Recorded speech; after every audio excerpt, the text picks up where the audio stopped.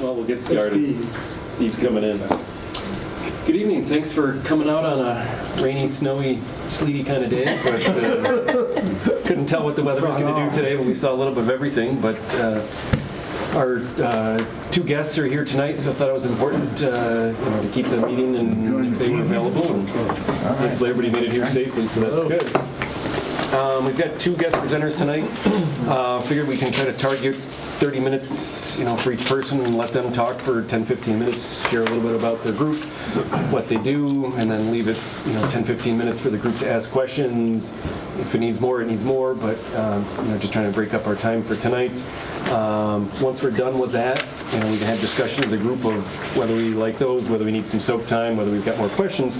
But then we were looking to start kind of breaking up some of the write-ups of the sections of some of the stuff we've solidified and said we're happy with walking, we're happy with snowshoeing, whatever. We've kind of grouped those, so kind of look to go around the room and say, okay, what sections do you have a passion for, and then maybe assign 2 or 3 people to each section. And then, if we've got enough time at the end, we can kind of start to break up around the room. If you want to kind of talk about your sections with your group, have a little time to get started on that and, kind of get the write-up portion moving a little bit. So we'll see what we have time for, but that's kind of our general plan for the evening. So with that, we've got Paul on the agenda first. Paul, if you want to come down here, maybe you can kind of then face back towards the group. Doug can pull up the mapping. I didn't bring my laser pointer, but if you want to bring your laser pointer, I have my laser pointer.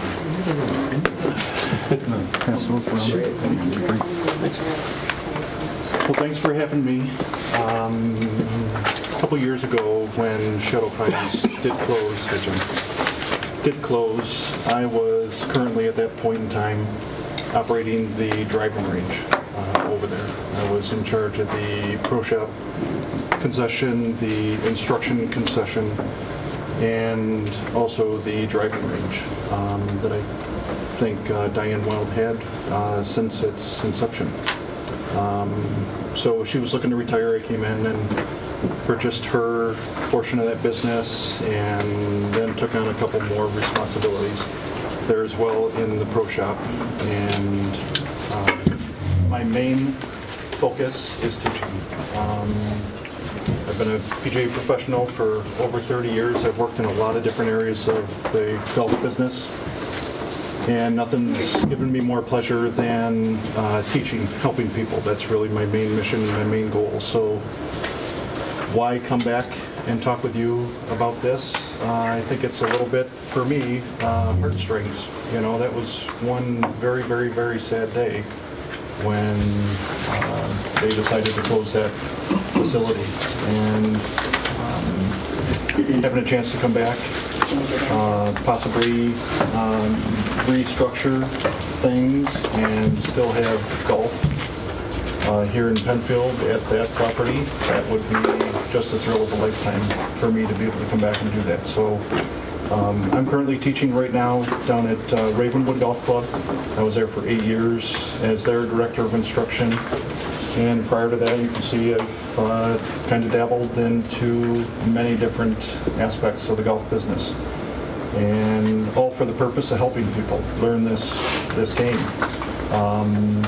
From an equipment standpoint to teaching and practice, trying to educate my customer as best as I possibly can, which means I've had to go through an awful lot of education as well to be ready to do that. So some people are good teachers, some people have to work harder at it. I hope that I have a little bit of teaching inside of me, and I still work really, really hard to make sure that I'm conveying a good message to those people and trying to grow and further this game as well. So,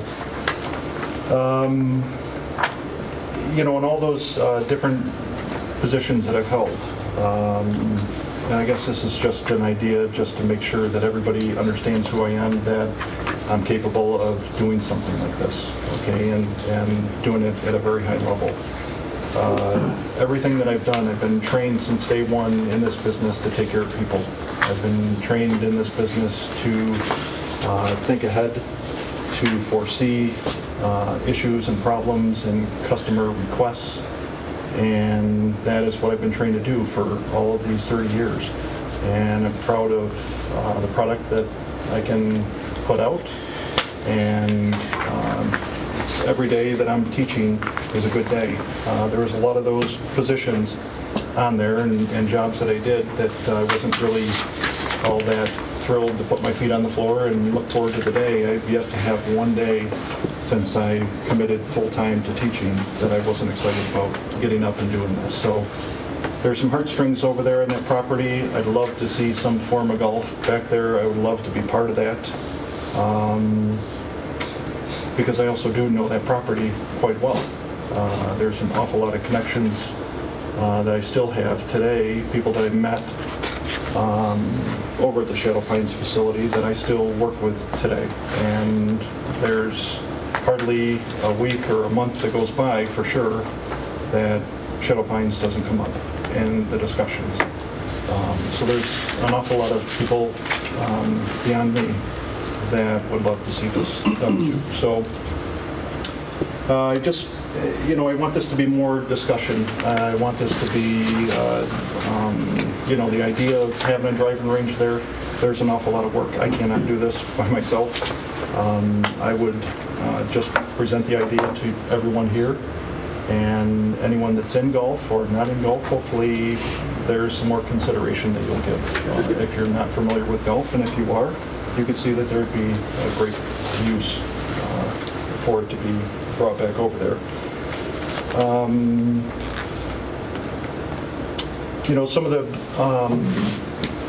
organizations that we touched, there's been hundreds, if not thousands of people that came through our academy, people that came from a far distance away.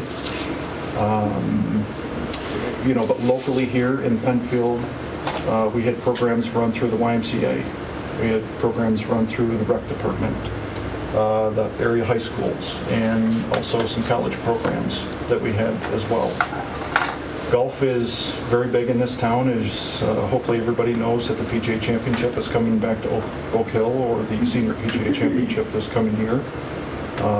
And the only place in the country that the volunteers fill that, nobody fills it faster than when it comes to Rochester.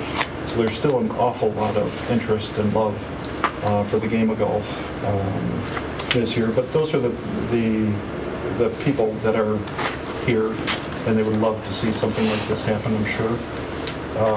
But those kids programs that we offered, the adult programs that we offered, the number of people that we touched and helped here on this property.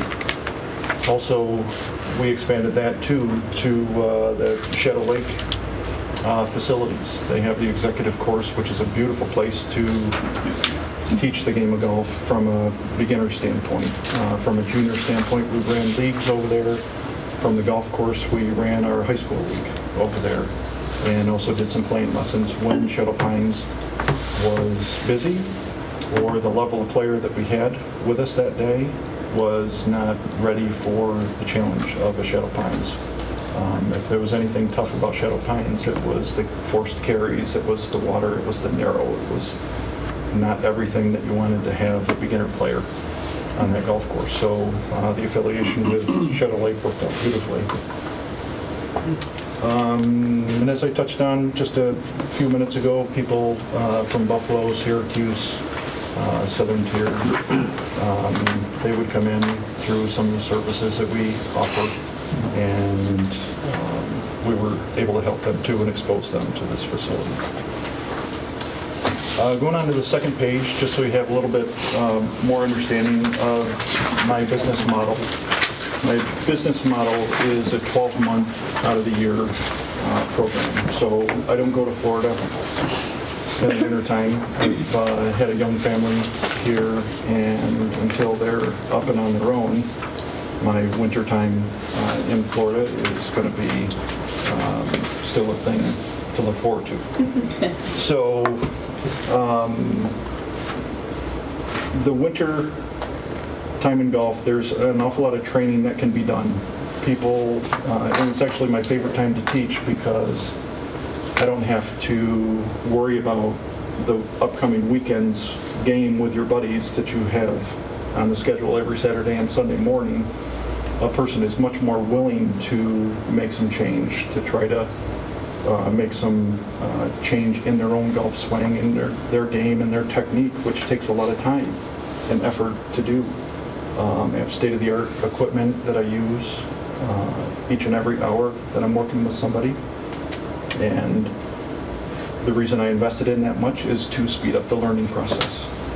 And I can do that just as well indoors, if not better, in the wintertime than I can outdoors, because there's too many things going on. There's the tournament coming up, the game coming up, or just the ball flight.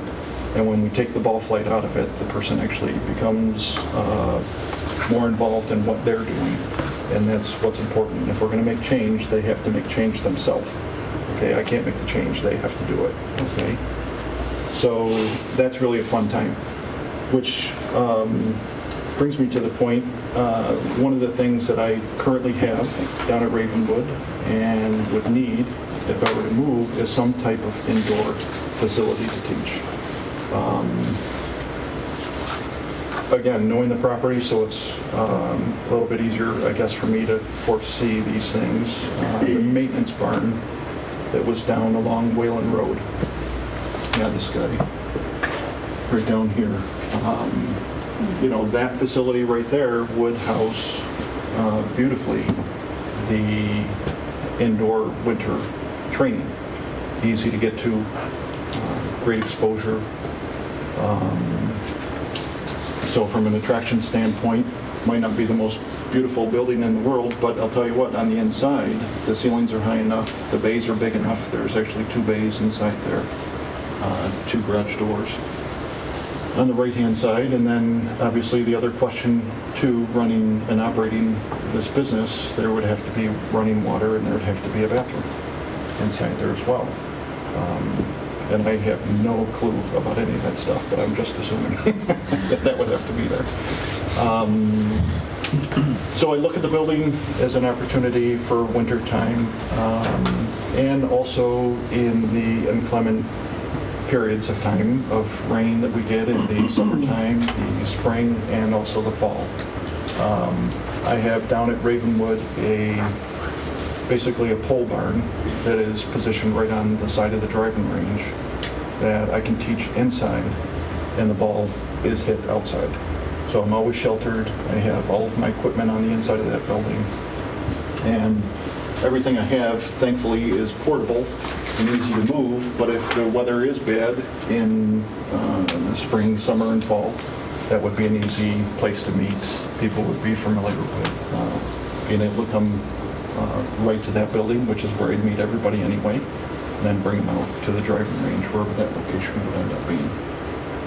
So it would serve a purpose for my business model, and I would think that, you know, it would be invaluable for me to be able to do this. Okay, without doing it, my business model right now, I have people that are committed.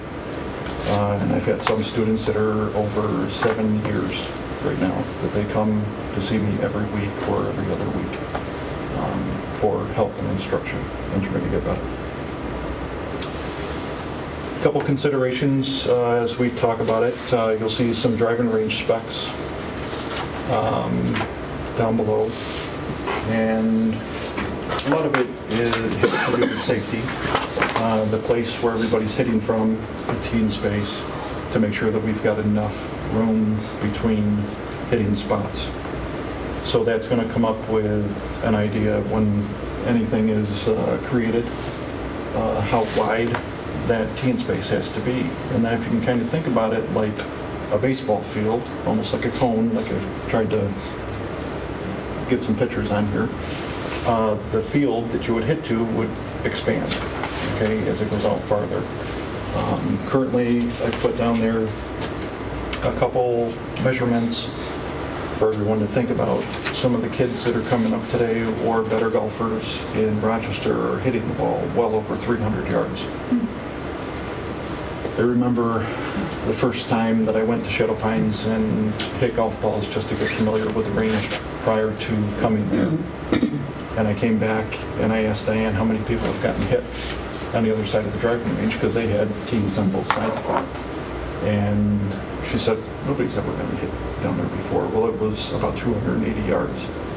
And nobody was on the other side of the range, and I hit the ball, and it went and bounced right up onto the concrete and went right over Clark Road. And I was like, I can't believe somebody hasn't gotten hurt here. So that was definitely a concern. That was my insurance. It was my, I was responsible for that too.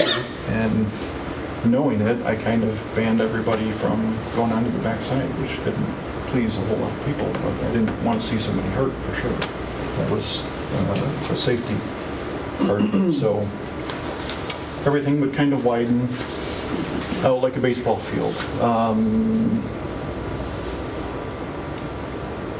And I guess we can get into that as we look at the map a little bit. Then there's just a little idea about the building on there as well. And then just in conclusion, everybody can kind of look at that. To me, dealing with golfers every single day, knowing the discussions that I have, knowing that the heartstrings that were being pulled when they were discussing and talking about closing Shadow Pines. There's one gentleman that started playing golf there, and I still work with him today. And, nobody probably feels any worse than he does. That's where he kind of started. He's been an RDGA official, rules official. He's worked with New York State Golf Association, and also done some USGA events around the country. He's been asked to come. He's a former lawyer, and if anybody has the challenge of trying to learn the rules of golf, you kind of got to have a lawyer thought process to try to get around all that stuff, because it's impossible. I'm still trying to learn it. So I guess I would like I have a question. to kind of let people ask. Does the existing, like the driving range that used to be there, that's shown in the picture, is that adequate? Because that's not really shaped like a baseball field. That's, well, considering right now that all these trees are completely gone, there is no barrier, no protection to this road, and that would completely be probably not feasible to put it back where it was. That's not the area that you were interested in, though, is it? No, so that's Oh, the other okay. one. So if we can scroll down back towards around that building that was down there, and then maybe kind of wedge it out so we can see it from this angle, out that way. There we go. It's pretty good. Okay. So this is the former 11th green. That was the practice green and bunker. This was the 10th green and 11th tee back here. And if anybody's familiar with the property, this is a very, very large hill, okay, over here. So this 11th hole wrapped around this big hill. So if an area like somewhere's around in here would be used for the teeing space, then the barrier of the 11th hole, the right side of it, or as we're looking at it, the left-hand side of it, southern side of it, that would be kind of a barrier. So instead of putting up fences or things like that, the trees would actually act as a natural barrier. And also the hill slope there also would act as a nice natural barrier. And then that whole thing would kind of fan out, and it's about 300 yards. I cut out, make little cutouts based on the picture that I received before. So about 300 yards comes right around this area in here, okay? But then again, there's the issue of all the trees in this way. I mean, that would essentially be just about the center of the fairway, or the hitting space. So you'd have to remove those? Remove those and replant. Probably, as this is a beautiful natural barrier, which the less fencing or anything we can put up there, that would be wonderful. Keep it as natural. This set of trees right here, these are huge, I believe, oak trees. I'm not 100% sure, but I believe these are like huge oak trees. Those would stay. Those would be a beautiful barrier right there. These are much smaller trees inside here, and I know that because I used to mow them all the time, so. And that brings up to mind, if you're driving out there, it's gonna have to be manicured somewhat so you can find the ball when it goes out there. True. Obviously, you know, the town's not gonna be cutting grass anymore out there in most places. Would you be responsible for doing that? My prior arrangement with Shadow Pines was I paid rent. Okay, so I paid an annual rent fee to them for each of those 3 concessions, the pro shop, the driving range, the instruction part. What would work for me is to keep that same thing going. That's exactly what I've done down at Ravenwood. That's what I continue to do today. And with the 2 concessions going, just I didn't write it down here, it would be roughly $500 or $5,000 a year that I would pay for both of those concessions to run and operate out of that property. But what I did was also, they were obviously mowing the grass. They had a set schedule when they mowed it. And I asked if it would be possible that I purchase a mower. I got a zero-turn mower, and I actually mowed the grass for 2 purposes. Well, the main purpose was to not disrupt business. So when days were raining and nobody was going to be out there hitting golf balls, that's when I would put my poncho and my rain gear on, and I would go mow the driving range. I'd have it picked, and I'd go mow it. It helped me save my inventory of golf balls because once a week, when they were coming out to mow, they said they were mowing at about 1 inch. Well, they used a different triplex type mower or rotary mower, and it just, I kept hearing golf balls click, and every time I kept thinking 25 cents, 25 cents, 25 cents, and it was driving me crazy. So I was mowing it a little bit shorter, and I took care of the entire property. My kids and I saw gave them some pictures. These little pine trees down in here, I was mowing down and weaving in and out of all of those trees. My kids, as young little boys, were out there cutting those trees and trimming them up so the mower can get around everything. And I said, they left your trees. So that was kind of neat for me to see that, and for them to see it too. They said, oh, that's great. You know, so there's still a little piece of our memory there too in those trees that are still parked over there. But yes, maintenance-wise, any of the designated area of the range, it would be manicured and taken care of like it's your own front lawn. That's how we do that. I have a question now. When we were going through our land use recommendation description, I was of the assumption when it said driving range on a portion of the former Bank 9, literal driving range. But now I'm seeing you have the Golf Academy, the whole thing. That is what you would be expecting, not just a driving range. Is that correct? All I need is a driving range, that's all. Okay. Just And the a driving building. range. And the building, to conduct the Golf Academy business. So, okay, Yeah. so it would be, okay. Yep. There would be no additional space needed. If I did need the space, if I did need putting greens, chipping greens, I still have good relationship with the Shadow Lake new owners. And also one of my best friends is now the new head pro over there, so I'm sure we could arrange. And that one hand washes the other with that same respect too. From developing and bringing new players into the game through the YMCA program, I need a facility to take them on the golf course and teach them that side of it too. So, you know, the revenue that they would be receiving from me bringing people over to them would be a benefit also to them. Okay, my second question, now you are at Ravenwood at present. Correct. Do you have a legal commitment to them, or how would you do a dual I have type of thing, or a yearly contract. yearly contract with Ravenwood? Yep. For situations like this, if they Okay. were to ever arise. Yes. Beth, you were first. It's been a couple years, as you mentioned, since Shadow Pines shut down. And in the meantime, the business, the golfers that would come here to play. I'm assuming that a large portion of the driving range customers would also be a subset of the golfers.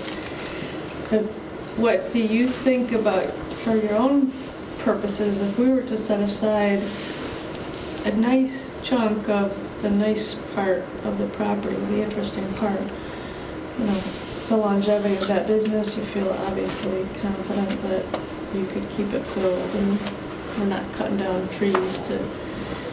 Well, at this point, to kind of give you an idea, right now, I don't have a driving range. It's not mine. Yeah. And I'm still paying the rent. So I don't need the driving range. This is, you know, the trees being cut in the corner, my kids, you know, being part of this property for those 2 years, put my heart and soul into that. And the friendships that are forged, you know, those are the reasons that I'm here talking to you. I don't need this property. I don't need the driving range business to survive. So at this point right now, it would be, you know, more personal, I guess, reasons why I'd like to finish what I started, I guess. If you would, and that's a lot of work to do, there's no question. Time frame wise, you know, there's a lot of work to be done inside that building. Just that alone, to get ready for my first customer to come in there, because they're not going to come in unless it's done, and I'm not going to let that happen. So, you know, my affiliation with Ravenwood is still very good and strong, and I can stay there as long as I need to, until this is ready. So time frame wise, as long as I'm working towards something, there is no big rush. I'm not sure, I'm not clear on your business proposition. Are you making a capital investment as far as, you know, remodeling the building? And if you're going to have the driving range, taking down the trees and making it suitable for a driving range? Or you would expect the town to do that, and then you would come in and rent? I guess that would be a discussion that we would have to have, how to set up that arrangement. The building might be suitable, but I don't know, do we have running water and We sewer? were just talking about that ourselves. We're not We're quite not sure. sure. We're I've been in the building and I can't say that Yeah, we weren't in there either, so. Well, we were in the building back in the fall, but I don't remember actually having seen a toilet facility there. There's an office space in the back west side of it. there is. Is there? I'm pretty sure. Players are keeping their stuff in there now, and I'm quite confident that there is. They don't, it's not usable right now, but there is a. Okay. Access. There is. Pretty sure that there's. But those are good questions, Bob, because the question's really going to be, you know, the town does not want to get into the golf course business. I mean, if we did that, we would have turned it into a golf course, which we didn't. But the question's going to be, going back to Bob's comments, how much do you expect the town, I mean, if you're talking $5,000 a year, you can spend $5,000 on 2 trees, taking 2 trees down. So I'm not so certain the town's going to be interested in taking trees down at a cost where it's going to cost them money to do that and not get the return for it. And then the other question I had too is, you said it was an appointment-only type operation. So how many people would come to take lessons from you at any given time? 1, 2? Well, there are 2 different things. You got the driving range, and then you have the appointment business, right? The appointment business right now, Right. conducting, I don't need a driving range. Right. Right? That other. But, and I understand the driving range aspect of it. I'm just thinking in terms of you interacting with your client. Is it 1 at a time, 2 at a time? For the majority of time, it's 1 at a time. And there's a couple programs that I'm still doing. You know, I've done all the junior camps. I've done overnight Nike camps, the U.S. sports camps, programs up at St. John Fisher, where I have 30 or 40 kids coming from Canada and all over the place, taking care of them. And I'm kind of gotten myself out of that business. Not that I still wouldn't do some junior programs like through the YMCA or Penfield Rec. I just wouldn't do something quite that size any longer. So I'm more one-on-one or 6-to-1 student-teacher ratio. So more 6-to-1. So probably 6 or 8 at the most is about what I would feel fair providing service to that group of people. Do you have hours of operation? Right now, I don't plan to be done at 5 o'clock. Okay. My customer tells me when I'm working, so that's kind of how I've done it. I've taken one day off a week, and that's Sunday, and from Monday at 7:45 or 7:30 in the morning until Saturday at 8 o'clock at night, those are my hours of operation. Does your model work without a driving range? So No. if it was, okay. Easy answer. I would say if it's just a building and a putting green and a chipping area around that building, if the driving range wasn't part of the Right, so what this group or the town wants to maintain, if Yeah. you said, okay, you can work out of the building, chip and putt around there, and you could get the same effect with that. But yeah, no, and that's a great question too. You know, if it was just about me having a place to do my business and I develop a driving range, you know, take this hole right here, that old tee box that was right there, could use that tee box and we could hit up this fairway. It's way more than 300 yards. that's what I'm saying. Is Yeah. the So if it's driving just- range part of the model, or if it's just you could, I that could do portion could work there and I people could can go do out that, right there. I could do that one little strip. My business model would do that. But there's, you know, a couple of the other parts of it, when they come to me for instruction, I'm not the key. You know, I don't have a magic pill. So the person, client needs to have time to practice.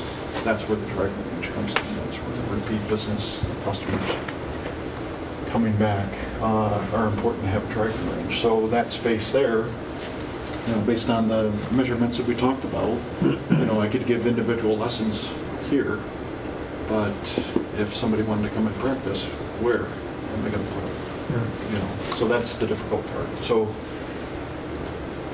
you know, I don't need anything that much bigger than what this is individually, but it's not about that. It's also about interacting with the community. It's also about taking care of the YMCA program. Not sure I'm clear. If it doesn't work for you if you don't have the driving range, is that what you're saying? Yeah. Yeah, I think. Okay, because you have holistically, yes. probably a better facility over at Ravenwood. Oh, it's a beautiful Yeah. facility, yeah, and there's, It's not an option to just have the building for golf instruction. You need the driving range to make it work for you. I need the driving range to make it work for players. for the And you would clients, open the for the driving customers. range up to public, not just for people It would taking. be completely public, Yeah, completely. they could come in and hit Yes. golf balls and not necessarily take a lesson from you. Correct, Yeah. that's correct. So who's responsible for that land legally, or the operation? You know, if something were to happen, if somebody gets hit in the head with a golf club, something like that, My insurance covers that. your insurance I covers already that? have it. Yep, I had it when I came here, and everything was fulfilled. Brought it back to Ravenwood and maintained my LLC status, and everything's completely mine. So it's under my umbrella. I pay for that every year.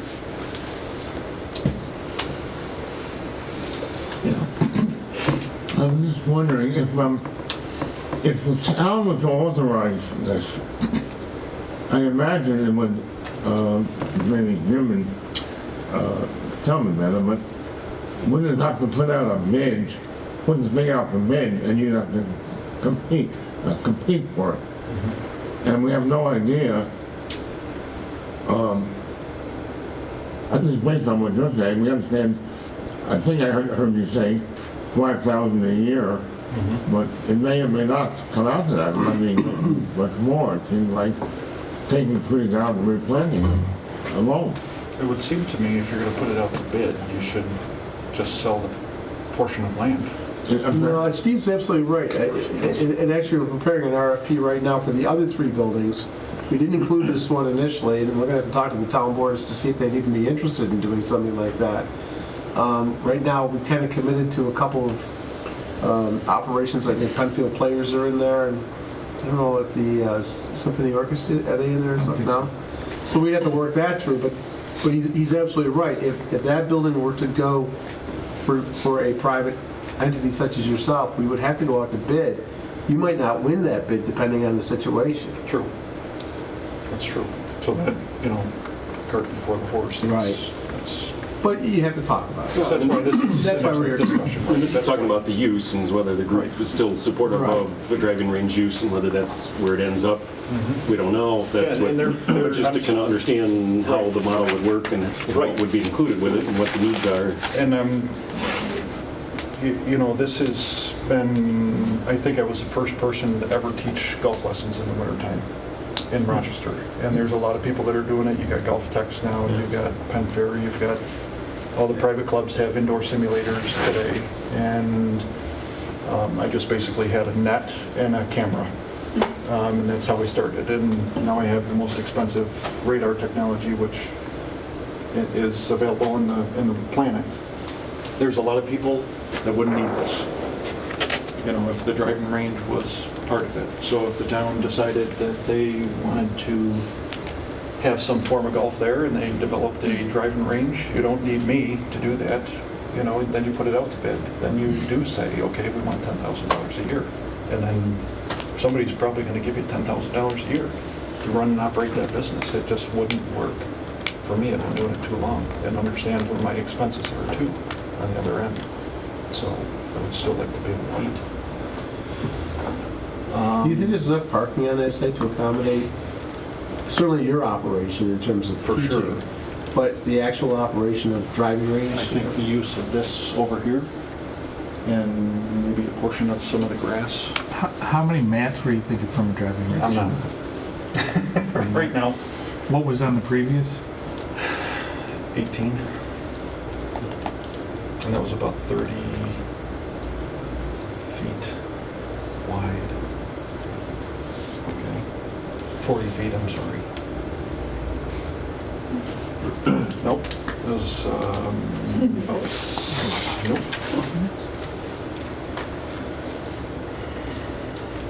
It's almost, if we do 8,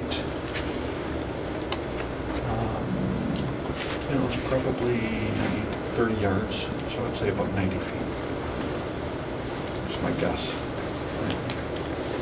Because I was thinking the same thing, Jim, from a parking standpoint. If you got 15 mats and... They've got an upper parking lot, that's there now, that little gravel lot area. And hey, that There's whole some storage. part of it too, I mean, there has to be a benefit, and everything shouldn't just fall on the town, right? If you start with 10 spaces, okay, and 10 spaces, there's enough parking there available for 10 spaces, run the business, let the business pay for the expansion, right? If you're gonna put another 10 mats in, now you make it 20, you need another 20 spaces, the town shouldn't be solely responsible to improve the business of the driving range, right? That should be basically the person that's gonna be receiving, the financial reward, I guess, in the end. But you see if 10 spaces is enough to start with. You see if 5 spaces is enough to start with. Seems like the lot that's associated with the existing building could accommodate 10 cars. I mean, it doesn't seem like a stretch to me, but Yeah, that looks like Yeah, it you've could got a accommodate. 15 to 20 car parking I lot there don't, now. Yeah. I don't see and if a startup of 10 to 20 spaces could, I feel I like, don't even know if it would have to go to 20. They used to have some storage. That would keep everything bottlenecked. It would be fewer trees taken down. It could be a much smaller, more narrow area, and there's nothing wrong with it either. Keeping people's focus in a much more narrow space is more like playing golf anyway. I always thought the best place to practice is on the golf course. So the real life trees in your view, it does narrow your focus up a little bit more. So there's nothing wrong with starting small, and then, again, I just think it shouldn't all just fall on the town's Well, I have a shoulders. question. If this came to pass, would you maintain singular relationship with Penfield or double relationship Ravenwood and Penfield? Would you cut ties or Yeah. just do singular? Yeah. Okay. In my mind, it's a contract.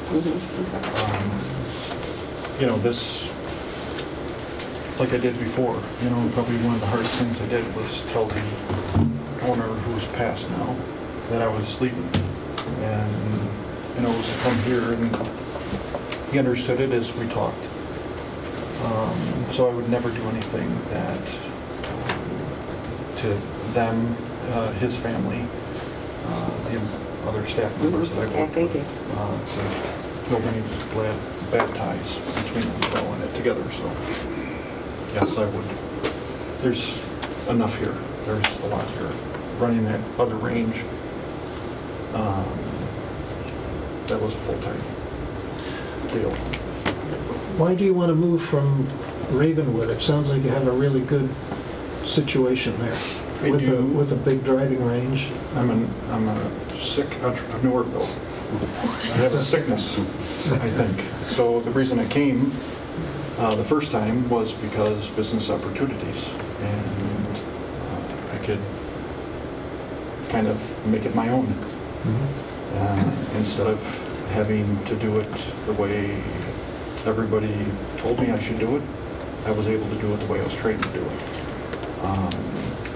And not that I know everything, and not that I don't make mistakes, but that was one of the reasons why I came in the first place, is for expansion of my academy.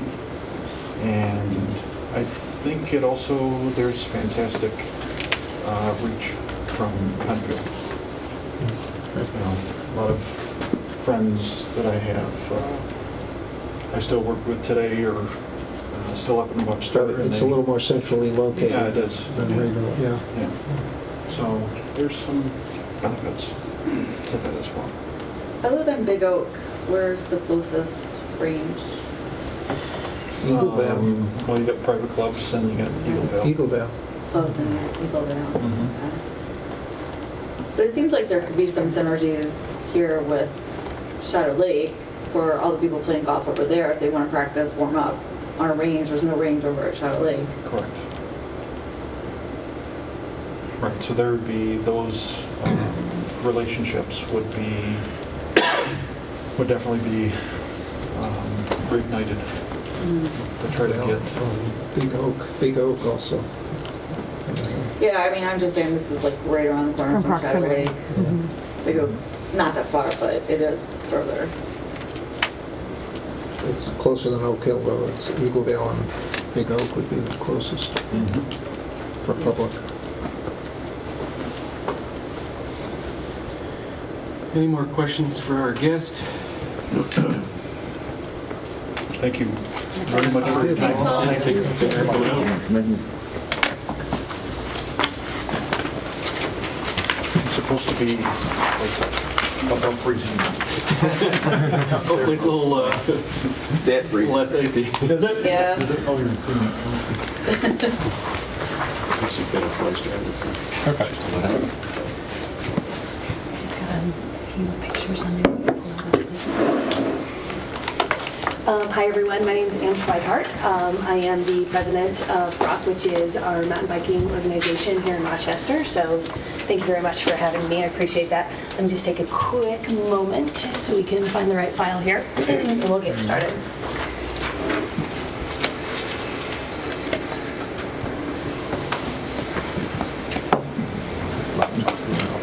Yeah, I actually Fighting have a on very Saturday too, finicky, we're putting on. I have a finicky port in my laptop as Hooked it up well. as the G drive last time I plugged it in. I know it was the F drive on Saturday.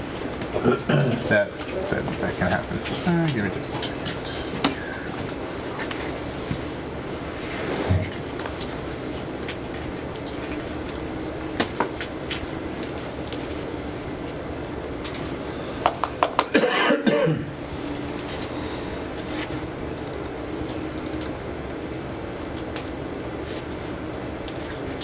No, it's just not finding it. There it is. There we go. Yep. And then you will find some appallingly named things because I teach in the School of Pharmacy and there's a lot of GI issues in my teaching, so You don't wanna show apologies those? for that, but you'll also find something called Shadow Pines in there. First one? Oh, yeah, I see some. Thank you.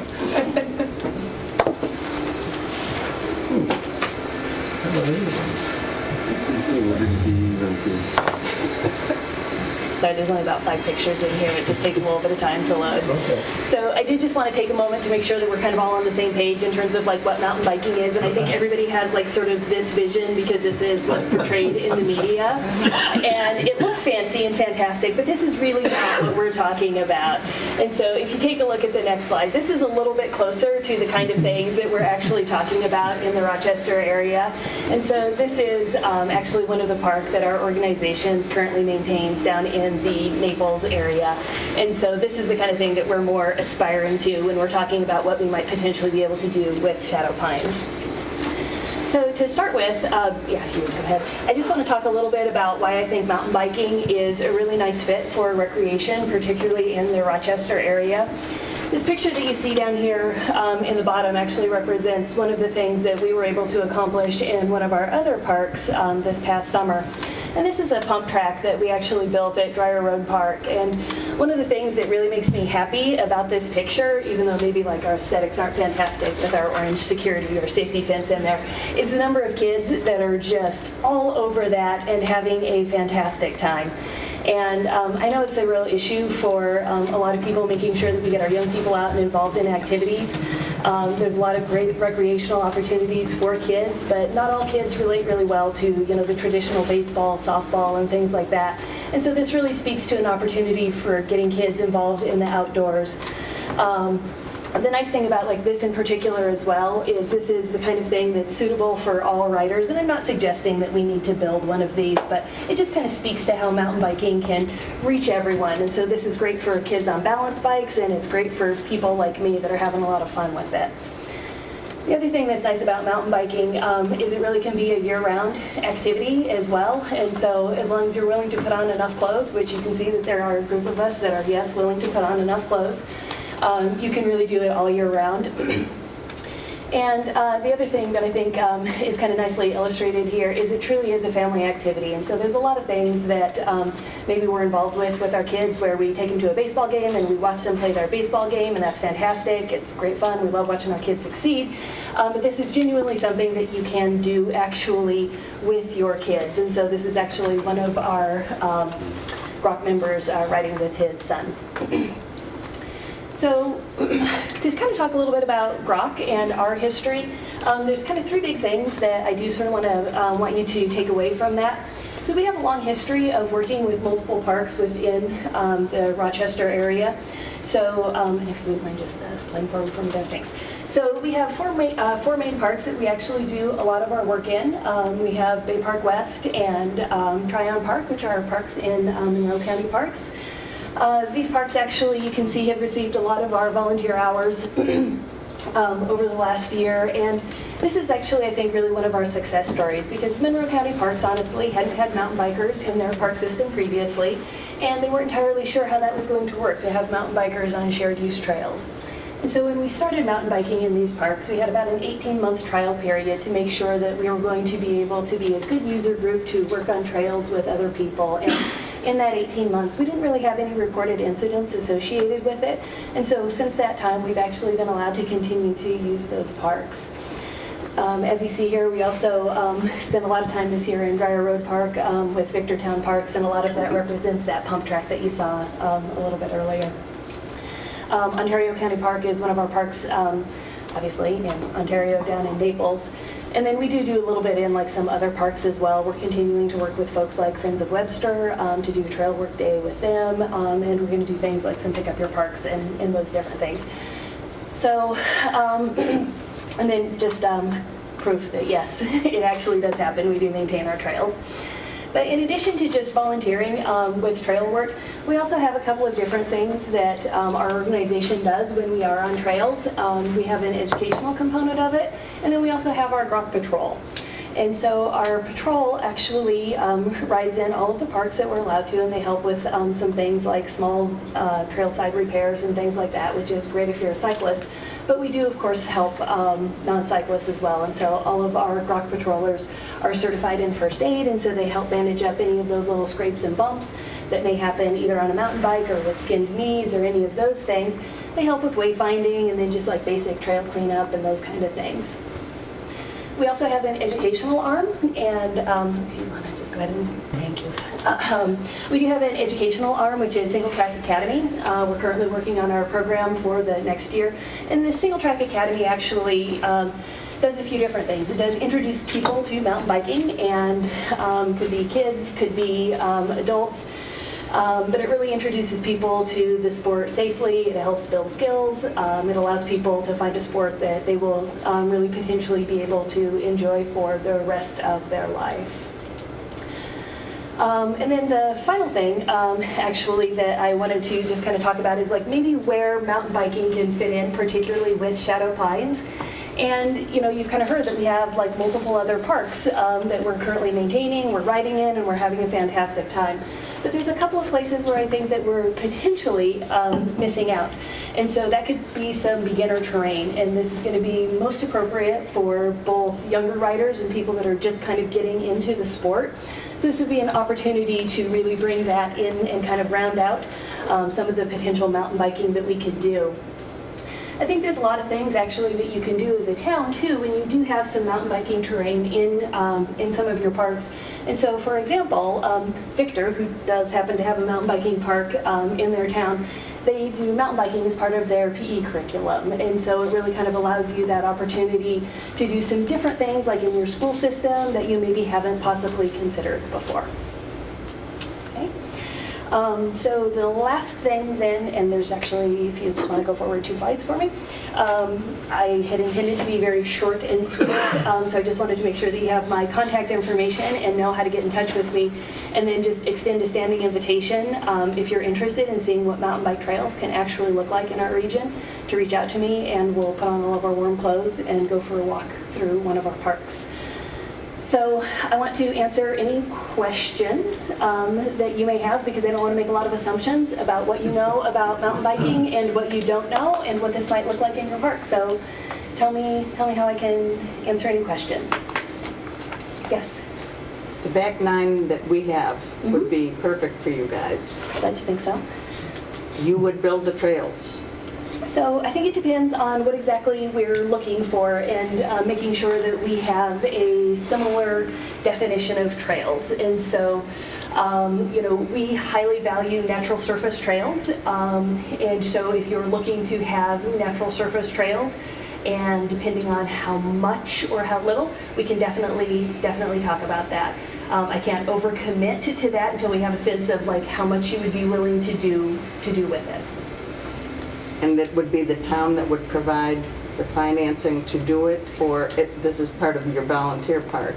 Yeah, so honestly, depending on how you build trails, it can come fairly cheap or fairly expensive.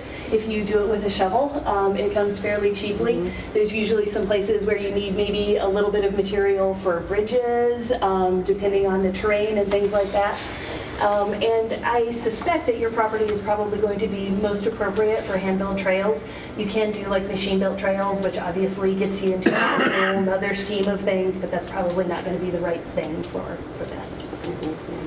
Yeah. Well, you're familiar with the property, I take it? And I'm loosely familiar with the property. I haven't golfed on it for the last 30 years. I thought you were going to make a proposal to do something in a specific part of the front 9 or the back 9? No. Yeah, I'm sorry, I actually didn't have that information. And realistically, in order for us to do a good proposal, we're going to need to get like our trail stewards out here, really be able to walk the land, because we need to, when we build trails, we have to make sure that we're doing it in a sustainable fashion. And so we need to be able to take into account things like water flow and the pitch of the land and things like that. So we really need an invitation for feet on the ground to truly be able to evaluate those kind of things. If we decide we want to have a mountain biking facility, we would ask you to consult with us. Yeah, and we probably need to start to think about like what kind of a scope you would be interested in. Are you looking for a single loop that would be only beginner terrain?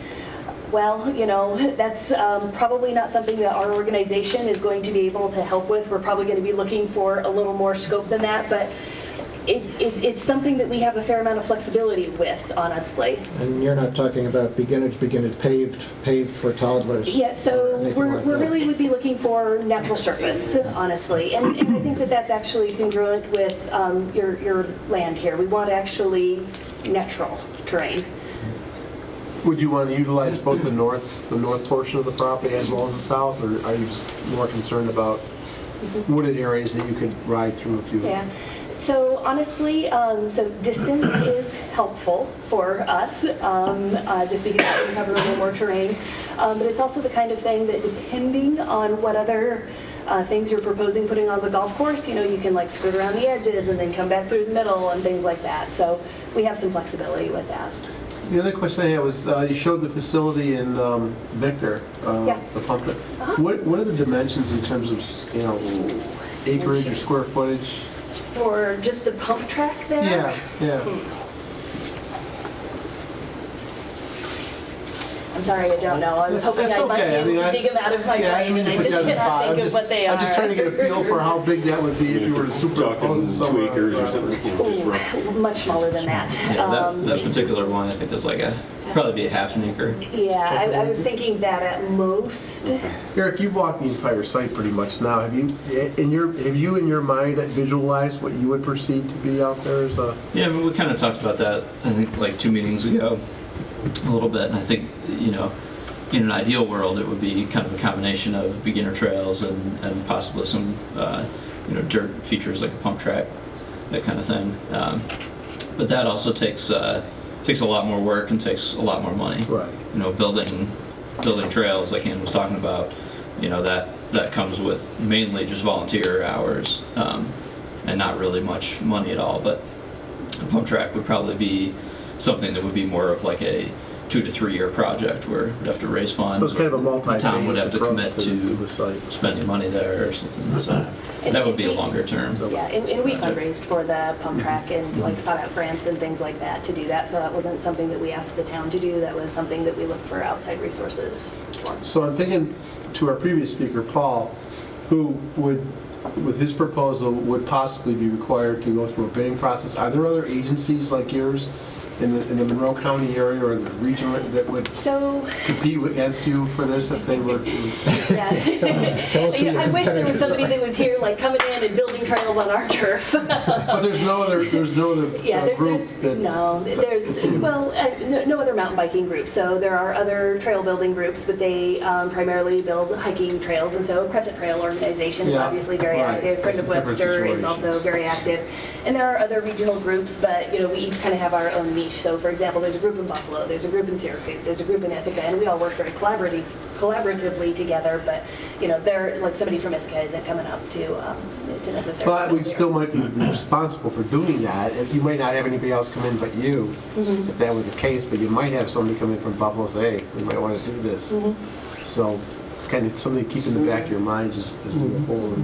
And like I said, we work very collaboratively with them. For example, like the group in Buffalo, we work together to build trail in Letchworth. So it's Generally speaking, how wide would the trails be that you would need to accommodate you? Yeah, so they're realistically fairly narrow. It depends a little bit, of course, on like each individual piece of terrain, but some of them are maybe 12 inches wide, some of them a little bit wider, but so like the actual path itself would be 12 inches with like a little bit of leeway on each side.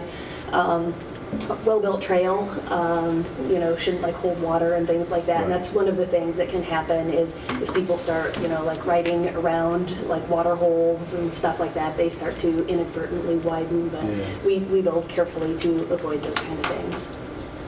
And one of the things that the community has is certainly hiking, the access to hiking trails. And all of the parks that you guys operate in are multi-use. Yes, we all are shared use trail. As far as I know, there aren't restrictions that are trails that are only mountain bikes within those parks. They're actually designated hiking-only trails in some of the parks, right?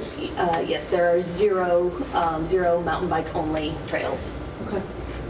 Sounds like though you might want to do that here though, because the trails that we have out there now are paved trails. When you talked about the fact, I can't remember how many miles it was of trails, but we have several miles of trails there that are already asphalt cart paths. So you certainly don't want to use those, I don't think, because there's probably not much of a challenge to that. Unless you're a beginner and you just, you know. Sure, I could see they'd be great for somebody that's, like first on their balance bike, love to have a nice smooth place, but generally speaking, we're going to be looking for a natural surface. Yeah. I think there's, like, those would be riding a bike type of trail as opposed to mountain. Right. It sounds to me like there's multiple types of trails we're talking about. We have the pump track, then we have things that would be going through the natural woods that are there that you may have to do something to that land. How much land are we talking then for a typical trail? Would one hole be good for one of these? I understand the pump tracks, like we'll say half an acre to an acre. Then one of these trails, what does it entail? So width-wise, and so I guess, are we talking width or length? Because they're kind of two different things. So the longer... Well, width, I understand, probably a couple feet for the bikes to get through or what have you. And then, like from a distance standpoint, I assume you're going to want a mountain, sometimes some type of incline that you're going on. And then, again, how much land would you need of this?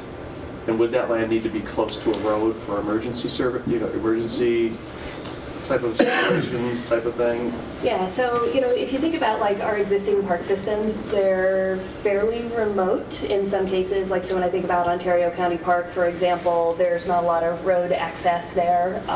But that's also a slightly more advanced park, realistically. But I don't think that road access is as concerning. And when we build mountain bike trails, we are generally not going to be building them in a straight line. And while we don't want them kind of like winding back and forth, like right on top of one another, there's usually a little bit of, wiggle and convoluted. And so it might be kind of one of those scenarios where you'd be going out and then back in. And so you add distance in that regard. But if you think about it, I'm phenomenally ignorant of golf. 300 yards for a hole of golf? Yeah, so like in bike terms, 300 yards, really short, right? And so we would be looking to build some distance. So ideally, I think that you'd want to try and, depending on the topography, possibly even do some type of a perimeter type thing where you start out one way and go all the way around. I could see potentially in the perimeter, and then again, I'm not familiar with the terrain at all, and so, I might be making some like, topo lines, that's helpful, yeah.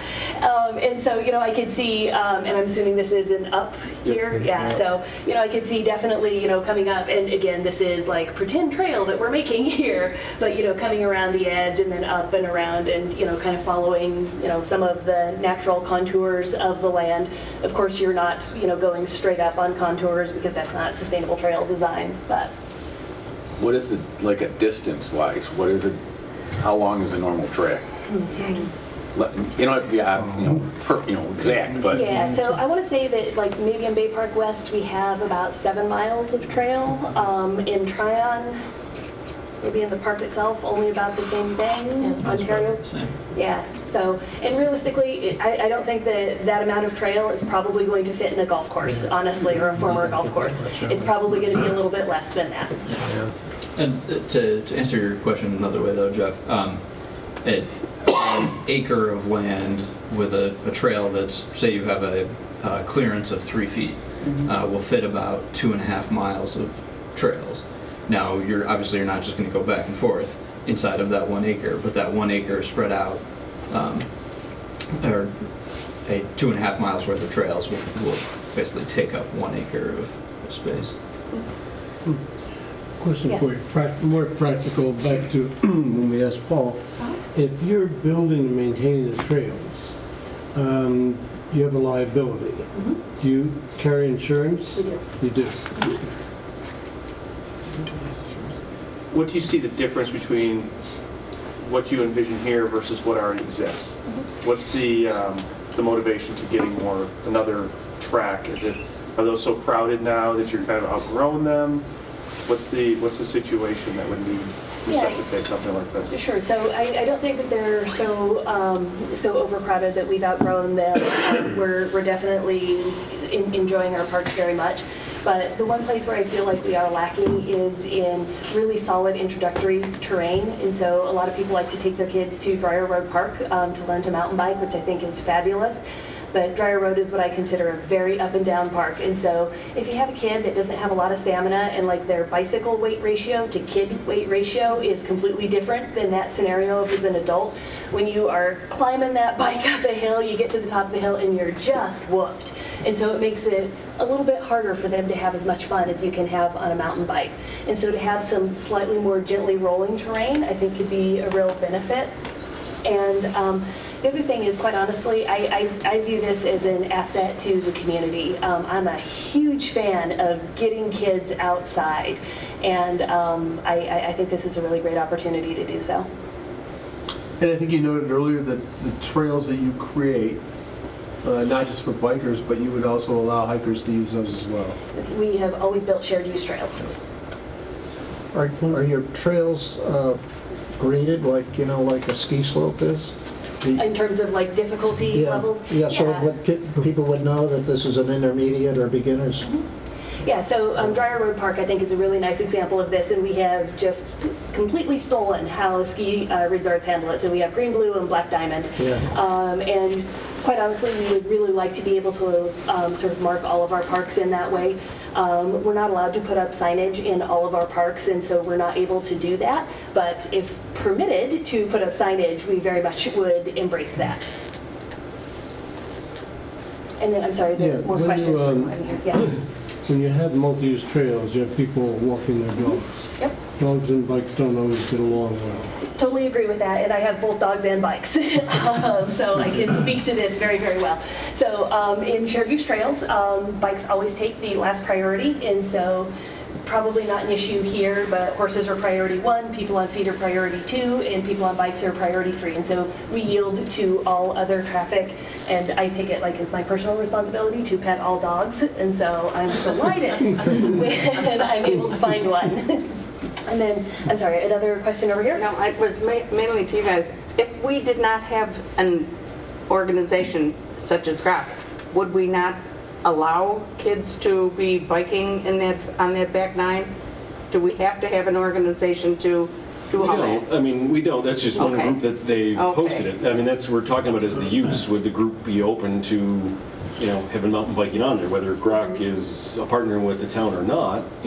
If we say, yeah, it makes sense and we might be open to having mountain biking on our trails, it's something maybe the town could do. It's something obviously GROC has more expertise in than we do. Right, I understand Obviously our that, recreation department may be looking to offer other opportunities.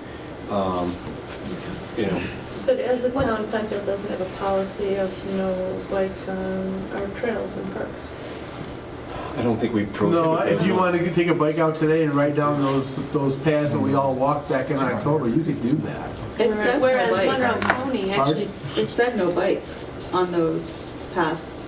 It did? Yeah. On where? I think that was from the golf course. That's from the golf course. That's not from That's not the town's rule. I think You that could was ride a bike Legacy. over there. I didn't even know the golf course. No, when they first opened the front 9, it said no bikes. Oh. Yeah, Is actually, that she's true? right. And then there were still bikers that were on there. There were still Yeah. bikers that were on there, but I didn't understand why it said no bikes. Yeah. I don't either. I was just for liability. Because, I mean, right now, if you're a biker, you're probably not going to go off those paths because there's really no place to go. Yeah. They would have to specialize out certain areas that would direct you to those points. Everything's to be directed, I would think. And right now, I don't see anyone else. I'm also pretty sure that it was in the messaging that was delivered to the residents. It when that was. Front 9 opened. It was. We'll have to It talk wasn't about just that signage, it was in the And messaging. we'll talk to Tony about that when we Yeah. And then, I'm sorry, if I could just make one comment, then we'll get to your question. So just one comment that I would have about trails in general.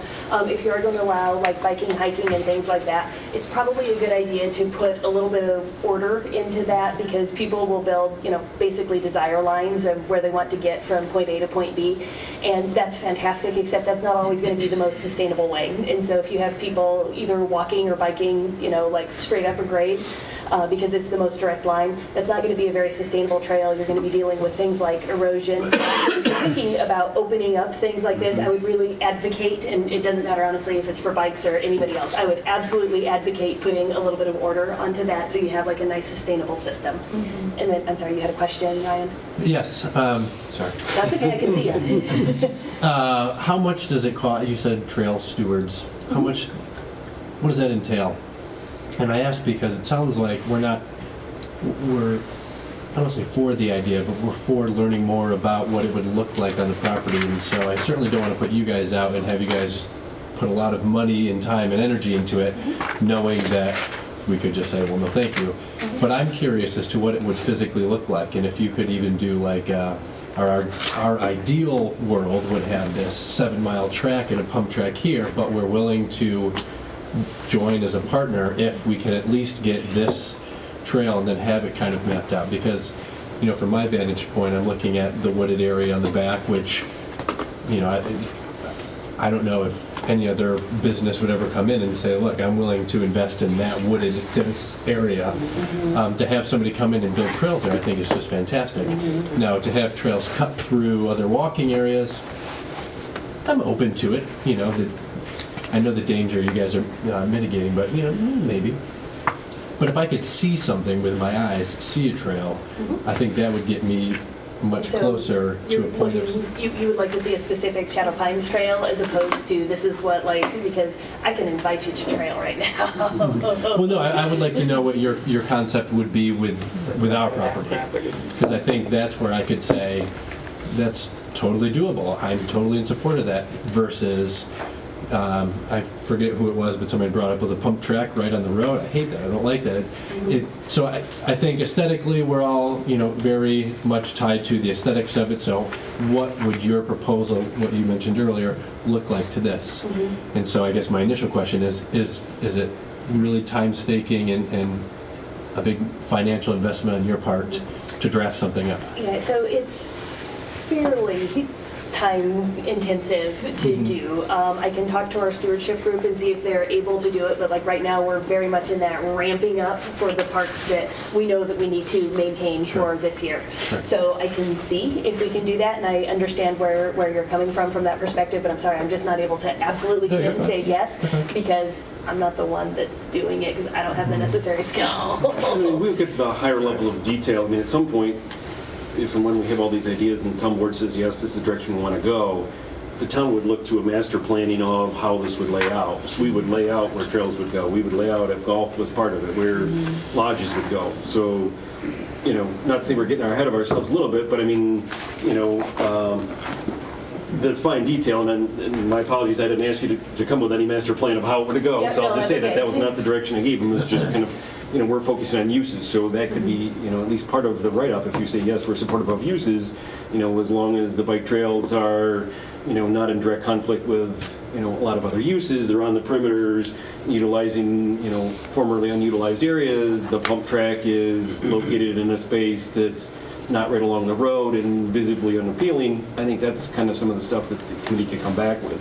Ultimately, you know, wherever the town board goes, they may hire a consultant, they may have somebody else do it. They're going to, you know, we would master plan out, this is where the lodge is going to go, this is where the golf driving range may go, this is where the trails are going to be, and, you know, all those elements together. So I think, you know, from this group, ultimately, yes, we're okay with the use with these parameters. You know, we don't want to see the entire back nine be used for bike trails. We'd like to see it shared in part of many things. Yes, we want to see, you know, multi-shared use trails, and we're supportive of trails on slopes and areas, obviously, you know, given buffer areas to existing residences. So I think providing parameters of what the group is supportive of, I think, is, you know, kind of the best we may do coming out of this. Terry, would you anticipate the Trails Committee assisting if it were a multi-use trail? I would say the Trails Committee would like to see certainly family trail, walking trails, and that kind of thing in part of the park, and maybe a lot of the park. But I don't think they have a problem with multi-use as far as mountain biking is concerned, because it could be on a hiking trail that's a little more strenuous, and, you know, back nine, in some parts of the back nine might work pretty well. I think as far as where you're kind of concentrating on the level land with families and kids and toddlers and that kind of thing, that's probably not something that, you know, multi-use is the best way to do it, unless it's a wide enough trail. And, you know, a good wide trail would be quite adequate to be multi-use. And backside, I mean, it's a very hilly area, you know, the whole entire backside. From an introductory standpoint of biking, or mountain biking, I mean, even following the the trails that are already there, or the cart path. Is that an introductory? That would be like a beginner level kind of. So you could technically make that a multi-use trail and kind of do what you guys are looking for. Is that it sounds like we don't allow bikes on the course as it is. If we were to open it up to bikes, does that? Well, I think that's questionable right now because they're saying that that's Right. not true, Well, that's and what I'm everything that we're So seeing if we is, did, it is if we true. opened it up to bikes, Right. and then said, yeah, this is a multi-use cart path basically, Right. where bikes can go on there, or bikes can be on the side. The cart path itself can be for walking, and then you don't have to dig anything up. You don't have to put a pump track in or anything else. You've got this whole that's open for bikes. And to be clear, the pump track is one thing we did in one park. It doesn't need to be the thing we do in every park at all. And then I think, a little bit along with your concerns, when we build trail, we very much value leaving the land as we have found it to the degree that's possible. So we don't take down trees, we work around trees.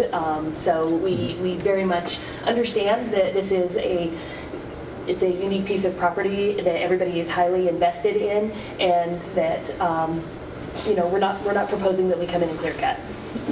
As in Idaho, and I can speak to that. Loggers. These Yes. well-used or mature bike and hiking trails, do the cross-country skiers get out there in the wintertime? I know it's not built for that, but it seems to me it would work. Yeah, it definitely can, and so there's a lot of places where, so Harriet Hollister Spencer is a park that does have, both mountain biking, fat biking, and you see cross-country skiers in there. There's a lot of cross-country skiers, though, that are going to want groomed trail, and that can be either groomed for skate skiing or groomed for classic skiing. We probably will have some of that. Yeah, but there's also the opportunity for, as I had noted, winter mountain biking as well. The more aggressive people could go off and ski your trails, I would imagine. Absolutely. If we had the snow. Yeah, exactly. If we can get snow to stick around. So Whiting Road is another good example of where you're going to see that cohabitation of mountain bikers and cross-country skiers. Ryan, I just wanted to jump in real quick. I mean, if you were just interested in seeing what a conceptual trail system might look like, kind of disregarding terrain and stuff like that, I mean, that's something that I could probably draw up and maybe get some feedback from one of the trail stewards or something like that, just to see what a few miles of trails might look like on this property. Eric, could you do something like somebody who's ridden the trails with a GoPro or something that could give you an idea of what you're looking at in terms of width and We could outlays I could out? definitely bring To some me, that would be pictures kind of and stuff. important visually for people.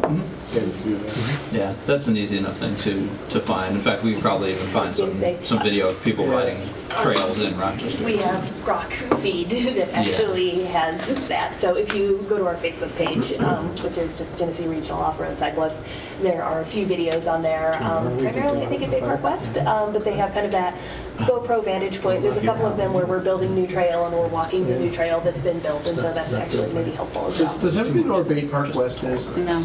Bay Park West is the land on the west side of Rundequoit Bay, on the Rundequoit side.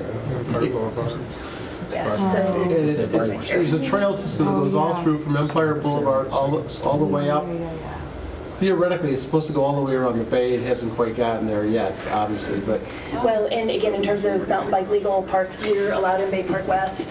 We're not, Lucian Warren is not mountain bike legal. Right. East Bay is not mountain bike legal. And so, like this is one of the parking lots that we use a great deal, and then down Those here. are actually some of the trails there. Yeah. So, and actually, this is fantastic. You can see our trail system here. So. This is a portion of our trails. Not everything is represented on there. Where do you get into those? Yeah, so there's two primary places, or well, actually I guess kind of three primary places. So right here is a trail entrance. Where is green on here? Yep, it's right there. Green is someplace. Oh, there we go. Green. I was like, gosh, that looks right. But yeah, so that's green.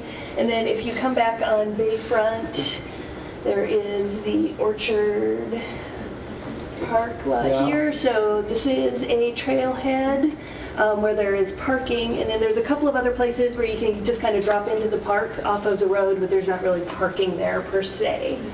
So When you have cross-country skiing and fat biking in the wintertime, if the groomed trail gets interfered with by biking, would that happen? So, we currently cannot mountain bike in any groomed park, and so, well, actually, I guess they groom in Harriet Hollister a little bit. Yeah, you can't Harriet Hollister. Yeah, so, I mean, we're aware of that. We know that, when it's groomed for cross-country skiing, we stay out of the classic tracks, and, like Webster Park, for example, or not Webster Park, excuse me, Whiting Road doesn't groom, and so it's kind of a combination of fat bikes, sort of creating trails, and snowshoers kind of help us out a little bit, packing things down. A lot of the people who walk the trails without snowshoes or don't ski them or whatever actually kind of enjoy it, because between snowshoers and cross-country skiers and fat bikers, it actually packs down a nice tread about a foot and a half wide.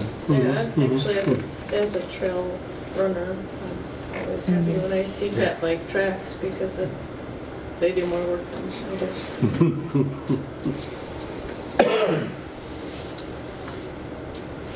So I'm getting input from downstairs about trails, biking. Thanks, Dave. Any more questions for Ian? Okay. Okay, well, thank you very much for having me. Yes, I thank you. appreciate it. No, thanks for coming in. Truly, it's a sincere offer. If you ever want to come out and see any of our trails, so you have a solid understanding of what we're talking about, please reach out to me. I would love to walk you through some of our parks. Thank you. Thank you. Thanks. So getting some updates from PCTV downstairs. Yes, the stuff did go out saying no biking on that. I don't know if any of our parks we officially allow it. I think people do. But I don't know if we have any room mountain biking trails in town. I know Sherwood at one point was supposed to be. So this may be an opportunity to provide, an activity or an opportunity that we don't currently have in any of our parks. So. But why don't we allow biking in the park? I think just in the past it just hasn't been done. I mean, Hasn't been done. There's always been safety concerns that's always sort of come up, and I know Terry is probably from a Trails Committee There's standpoint. been safety concerns in relation to line of sight, to dogs, and to either the bicyclists or the hikers having difficulty being kind to each other, I guess. But I don't think we've had property of this size and scale before. You've got a park like Harris Whalen Park or Rothfuss Park. It's mostly athletic fields with a stone dust path that kind of goes around it. We have a lot of property that has woods and rolling grade and everything else. So, knowing the opportunity that this is, it's different than any other park that we have. A lot of our other parks are just kind of flat, town hall park. There's really just there are trails through the back, but there's not rolling hills, the activity or the opportunity for mountain bikers on it. We have paved pathways and stuff like that that's not of interest to them, but, a kid on a bike is, training wheels riding around is normality, but that's, a little bit different than mountain biking. So this is just another opportunity in a different kind of piece of land that we've never owned before. I don't know if you want to have group discussions about golf. What's the group's thoughts about golf? You want to go back to that? Do you want to finish up the conversation on biking while we finish up mountain biking while we're still on mountain biking? No, you're welcome to listen in. I mean, it's kind of a discussion. The group, you're welcome to sit and listen. Listen later. The TV recorded, so you can watch it, but... Do we have any more presenters to come? We did not have any scheduled. If the group wanted, we talked about cross-country skiing, but I think we said that the school district was already grooming trails and doing that.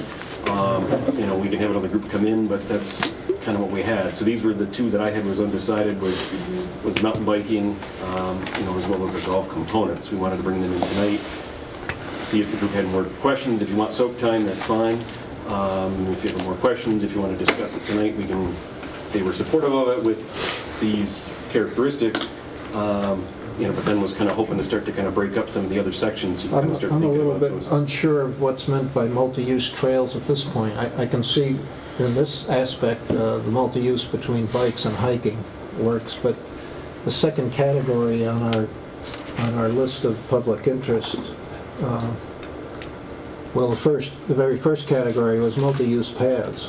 Well, one casualty, have we Have we got a good enough picture? Do we understand what we mean by multi-use paths now? I'm not sure I do because... The Trails Committee, I think, was going to provide some information on that as well, but I see Right. like the front nine, if we had right now we've got golf cart size width paths. If it was supported, you could do an 8 to 10 foot wide paved path.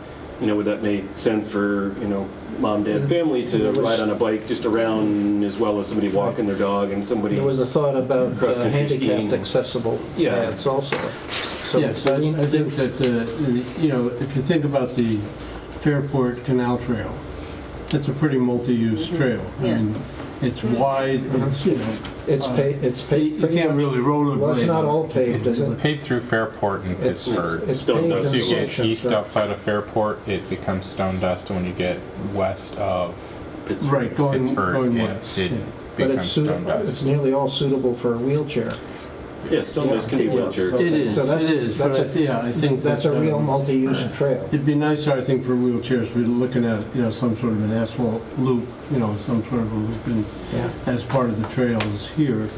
But but that's the kind of thing you might be talking about in a wider, multi-use trail. I think we're talking about two different kinds Yeah. of trails. Yes. Yeah, Yeah, one's, yeah. one's like easy and one's hard. Hard multi-use and easy multi-use. Path Path, I think, versus is right. trail. Trail Exactly. meaning natural surface, dirt, Yes, okay. Okay. versus path, which Path. could be Okay. stone dust, cinder, wood chip, maybe. Yeah. Asphalt even. Yeah, and asphalt, Asphalt. and the existing car Okay. paths. It might be easier for us to use those words. And I think back, if I could back up, on the letter from the Trails Committee to this committee said that a separate mountain biking area with specific entrance could be established in the Hillier Back Nine area, would be, something that was supported by the Trails Committee is, the mountain biking probably would be separate from the multi-use walking trails in the front nine, but it would, be more fitting to what she had described about the trail, as well as being maybe that to double up as a more strenuous hiking trail in the back nine. So that was part of what the document was about from the Trails Committee. Terry, was that letter, was that up on the shared drive? Yeah, I think, yes, it was submitted and I think it was sent out. Was that submitted a little while ago? Yeah, yeah. It came way back when. We can verify if it's not. It was We can make December sure. 6th, actually. Okay. I think it came I in did read that. I was just watching before the last meeting and I was trying to figure out, was that something that was submitted just at the last meeting or was that a whole? No, I think it came in at the same time around the public information meeting. I think they submitted it for the group. We can verify that that's there. So that's one of our docs. Pardon me? Your letter's one of our docs. Yeah. That's my concern with the golf course, the driving range. The desired pathway would cut directly through the middle of the back nine. If I were to be open to it, it would have to either swing east along the 10th hole, is it? 12. 12. Or north along the existing. I think if you went north, though, you'd have to put a net barrier along the road. I know we would probably not be in support of that, but I don't see it being feasible to be hitting golf balls, several hundred miles per hour off into the middle of. Who's hitting these things, Ryan? Have you seen me out there yet? Yeah. Yeah, I haven't played golf in a long time, but it would hurt getting hit in the face with golf balls. Yeah, sorry. So yeah, that's my own perspective. I agree. I agree with that. I could see it if we were using the existing, like you said, but I mean, I do like the idea of honoring the golf course because there's so many people who feel so much nostalgia for that course. I do like that idea. Maybe there's a different way to do it, using those T markers in some way. But I don't like the idea of having a range that hits balls into the middle of the back nine.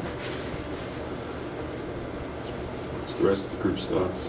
Well, quite honestly, I don't think that a rent of $5,000 is going to cut anywhere near what the town is going to spend on maintaining that. I don't see that. No, and I am concerned about, just as you were mentioning earlier, I'm concerned about the loss of trees.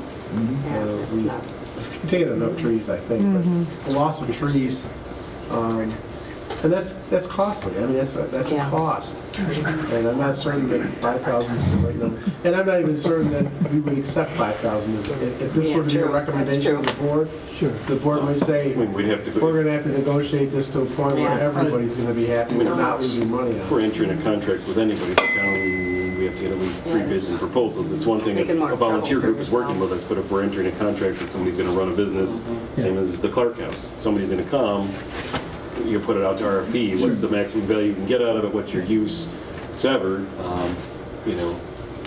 But the thought of having a driving range on the back 9, Yeah. Is there a possible location in the front line that could accommodate a driving range? I mean, it seems, Consume a lot of it. okay, yeah, it would take a Consume a lot lot, of just it. a question. that's why at least, I was hoping he had some plan to fit it in where it was. Yeah, that's why I tried to ask what his Yeah. concept was of if he could do a chipping putting range area outside with But- indoor, you could drive it into a sheet. As Eric said, when the trees came down, it meant nets would have to go up if you're gonna. Well, because Yeah. all the trees are gone on the left side, you'd have to have a Barrier. barrier to stop them from cars. Like Big Oak, you'd have to have Yeah. fencing with netting running down the side. That's gonna be ugly. Even, I don't particularly support it myself, but I think anything that we would do with that would need a much more complete business plan. I agree. as to what Yeah. this- That was what that's, was you going know, through my head. that- Yeah.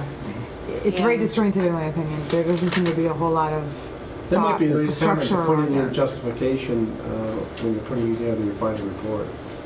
Good. You know, just say, you don't have enough information right now at this point in time in a lot of fronts.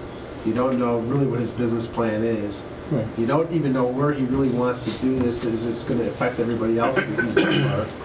And we have no idea what it would cost to do what it is he's trying to Well, propose. he's got an ideal situation at Ravenwood, I would rather, except for the location. This is a better location, but he's got the driving range and golfers coming in all the time.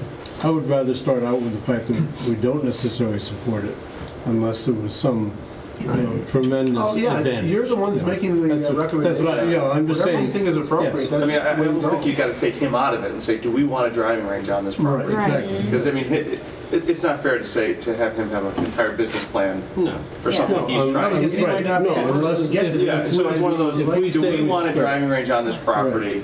That's right.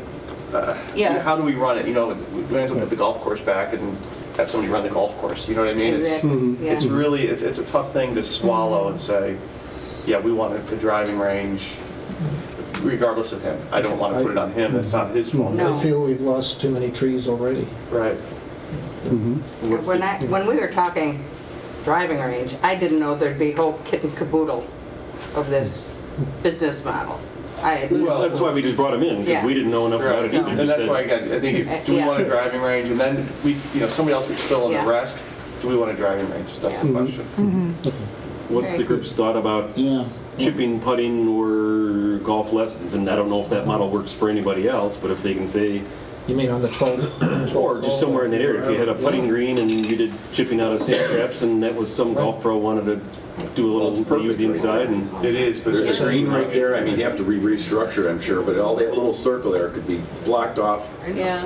Right? for that purpose. I'm not, and the other part of this, I'm not even certain the town's willing to give up that storage facility. Right, Right. right. I mean, No, we I mean, have to maintain that property. We've got to put stuff there to maintain it. And that's the only place we have left. even doing like a chip and putt and stuff, like the golf course takes a lot of upkeep. And, that you have to have specialized people taking care of that green, taking care of the fairway, taking care of the sand traps.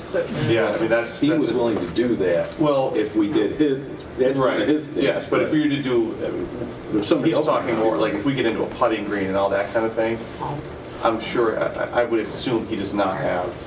And again, we're not talking about him, it's, do we want a Yeah, putting green and, exactly.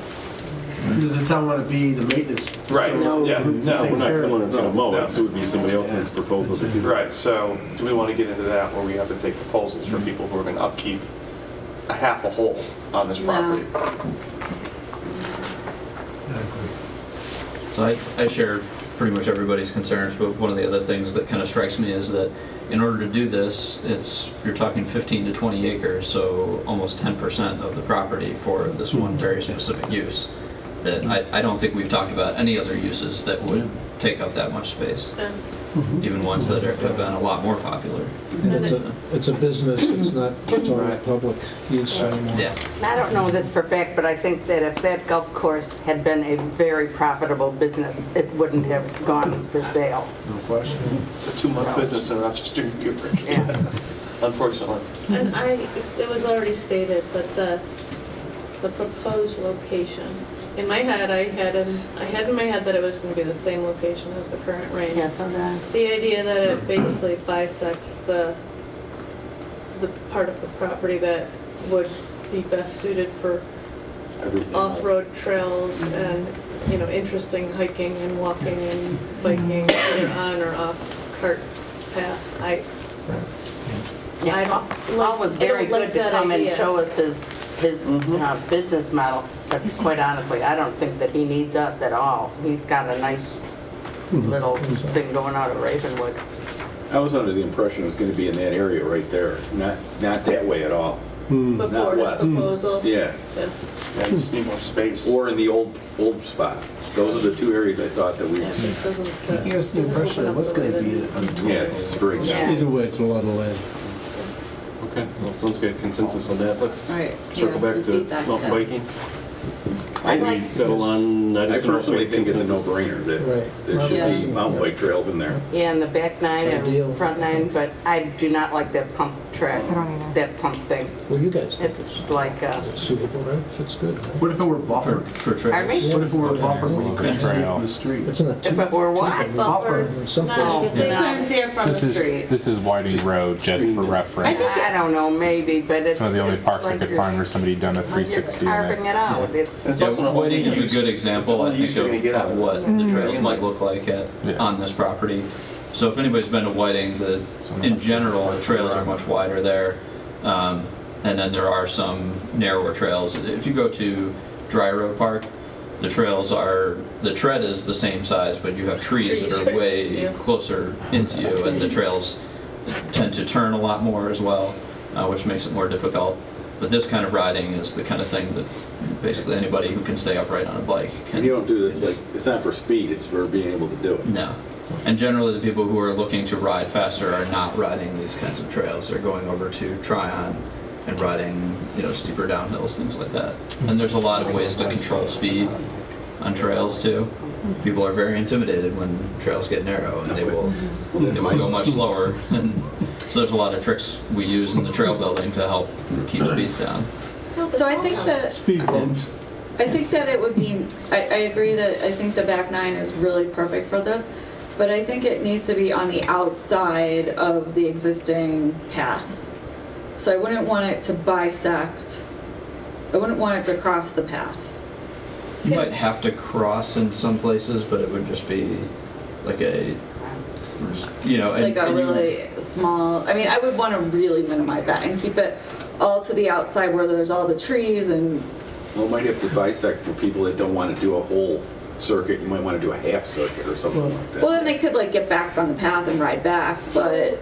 I think that Whiting is an interesting example because there are trails that are in the trees, tucked away, and you don't see them unless you're on them. But there are also paths that cut right through pasture-like areas that you also can't see unless you're in them because the grass is up and around. So Yeah, that one's Like right open up here, the Orange prairie Trail grass areas, Yeah. in particular is very, open fields, there's right, deep woods. so you're utilizing the space that's at the perimeter. In my opinion, it's not an eyesore at all. And that might be, that's the thing, is that the idea that there are probably going to be a couple of intersections where Maybe there has to be signage for the Yeah. cyclists that say, But you would have to prepare a plan identifying what you'd like to see out there anyway. Oh, yeah, yeah. And it would be a multi-phase plan. You're not going to build 7 miles of trail No. overnight.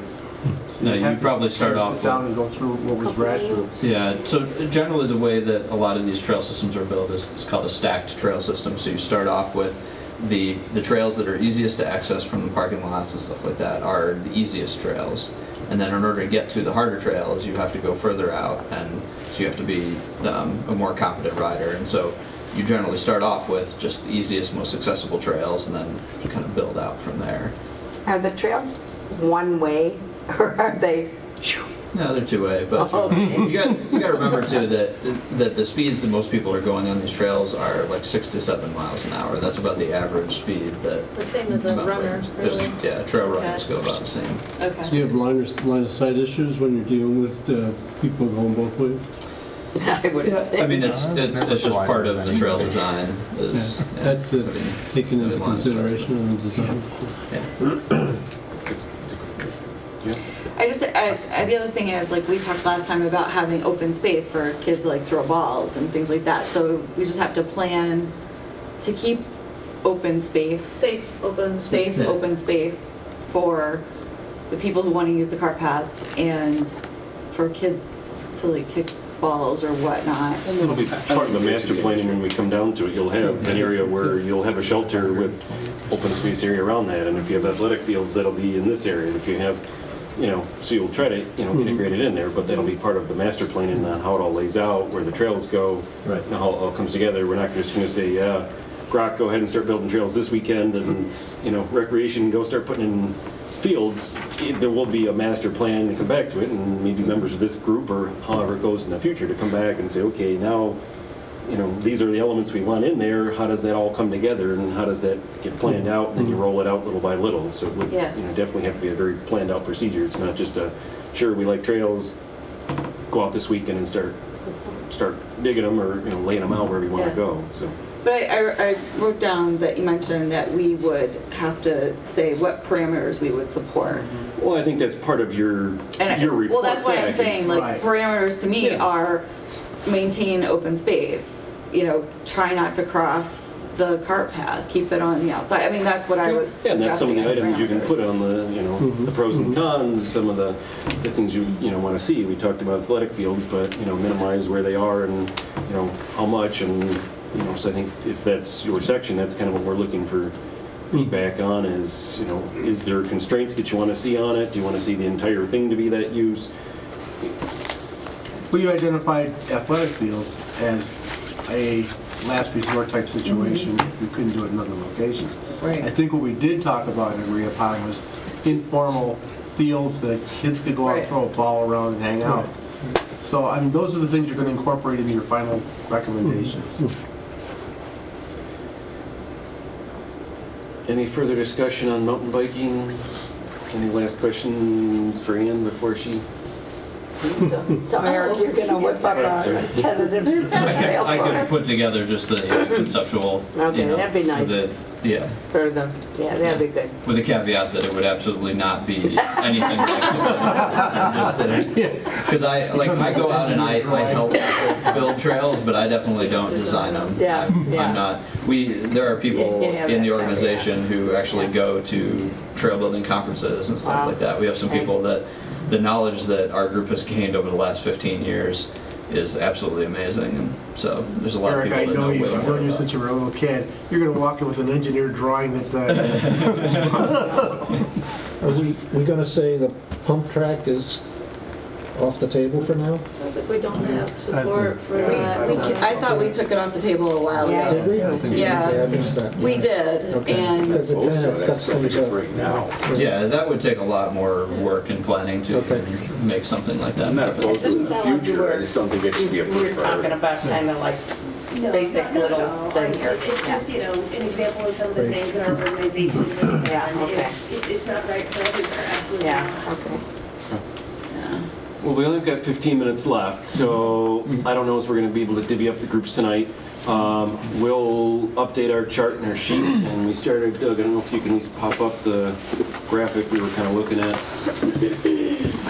we were kind of grouping together items, and we'll post this out to you ahead of time, saying things we thought kind of went together. So if somebody says, yeah, I've got interest on, maybe Terry on the trails end of it, I've got interest on multi-use paths, handicap accessible paths, maybe mountain biking doesn't go in that, maybe we'll separate that out as more of a trail component. We were kind of group stuff together. So we're looking at, come to your next meeting, which sections do you have interest in? What item would you want to be part of the write-up? And maybe 2 or 3 people take the first shot at kind of writing up that section. So I think the next meeting we'll start out with. Could you give that to us? Yep. We kind of just started drafting this up, and we'll put this on the. That'd be great. We want to clean it up after our discussion tonight, we'll finalize it. You know, whether mountain biking ties in with that or not, we can group that up, and then we'll say, just one second, you know, who likes to be in which group. Obviously, you may have to be in a couple of them. We'll kind of start to break it up next time. You can sit around the rooms and start drafting your pieces. Staff can be here to help you with that. We posted the Word document version of what the moratorium committee did, and that was kind of the template. We obviously can do the top part. We can plug in the charge, the task, and everything else. We're looking at you guys to say, okay, we've had discussions with the group, and under multi-use paths, you know, we'd like to see and encourage those on the front 9. We're supportive of 8-foot wide paths that would accommodate, you know, people walking, hiking, kids on small bikes, such, you know. Then as far as we get into costs and everything else, we're not looking for you guys to say it's going to cost $1.2 million, but we could utilize funding from grants. We could talk with Grok, and there's partnerships out there, you know, multi-use paths, you know. There's funding opportunities for those, the Trails Committee's out there, so what other opportunities there are with that. So we're not looking for you guys to say this is the cost and you've got to master plan it out, but with your use, what parameters do you want to see? What issues, concerns do you see? You know, just so we've kind of got a little blurb of a write-up of each section. As we get sections done, we'll bring it back as a group, and again, make sure, you know, that Doug's not writing a section, but Doug wrote his section, and he kind of went way off this way, and that's not what the group wants. So we'll come back and make sure everybody's, again, in consensus with what Doug had to say, but, you know, figure if we can kind of break it up into smaller sections and everybody can kind of start to rough out their piece. You know, obviously we're here for support, but this is your guys' document, so we'll be looking at you to. Do you have your clerk house thing? I'm sorry, go ahead. So I will not be at the next meeting, so can I kind of send you my 1, 2, 3 choices? Yeah, we'll send this out ahead of time, and if anybody's not here or has preferences, we can start filling in ahead of time. If you say, you know, I would think Eric would want to, you know, weigh in on mountain biking, or, you know, if that's his piece, and Terry on trails, and people have kind of got through areas, and I'd like to you've do got, snowshoeing. you've got passion for it. You know, but we can start to kind of fill in names on those and, you know, work with. So. You want to put the names on tonight? No, I said we've only got 10 minutes left, and I don't want to rush it. So give people time to think about it. We'll send the sheet out, look at it. You know, your name will be on. Let us know what you know. Your name will be on a couple lines, but we'll flesh it out at the next meeting. Let us know if you're comfortable with it. If you're not, we'll work out in detail. Do you have your Clark House thing getting ready to go, or how close is it? It's real close. Like, what's real close? I'm hoping to have it finalized for release by the end of this month. I'm going to be meeting with our attorneys on Friday to hopefully finalize the last product. So. That's what the reflection on me? Yes. Yeah, but that's, I mean, that when they go out, I mean, it's going to take a long time to even get responses back. As a matter of fact, are you doing? I wanted to thank the people that came from the committee that came Saturday to talk about the Clark House and the property. I really appreciate the fact that you did that.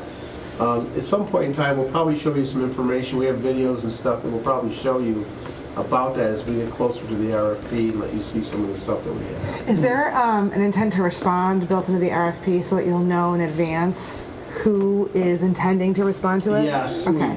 The other thing is Brian and Dave have prepared a video of like the Clark House, which is really great. So that'll be on the website to be able to go in and look. So if you're an interested party in the Clark House, for instance, or any one of the buildings, you can go in and look and see all the components of the Clark House or the Car House. But what will happen is that we're going to have to set up appointments with people to walk through the property, the various buildings. And you can't just come in and say, hey, I'm thinking about putting a hot dog stand there, I'd like to do it. You're really going to have to show us there's a commitment on your part to move forward with your RFP. to come in and take a look at it. Right, but the intent to respond is usually like within a week of the RFP being issued. It's going to be indicate longer than people that. are It's probably going- going to be about 6 weeks because there's going to have to be a time when we can get everybody into the Clark House and into the barn. We've asked people if they have Take a look interest to at it. contact us. Okay. Contact staff, see what your option is. If somebody says they want to run an amusement park out of the Clark House, Yeah. contact us first and we say, yeah, that's probably not the use for you. Don't waste And Before then- they spend a whole lot of time putting, What's the length of time beyond that they're going to have to respond I to would us? suspect that the way it's set up right now, sometime in right now, it's probably, we're going to have to bump it out a little bit because we ran into a 2-week time break here that we didn't anticipate. But we're probably going to have it sometime in April where they'll be able to submit back. Then we've got to go through however many come in, and then we have to weed out the ones that we don't think are really going to make it as a reasonable use in that neighborhood.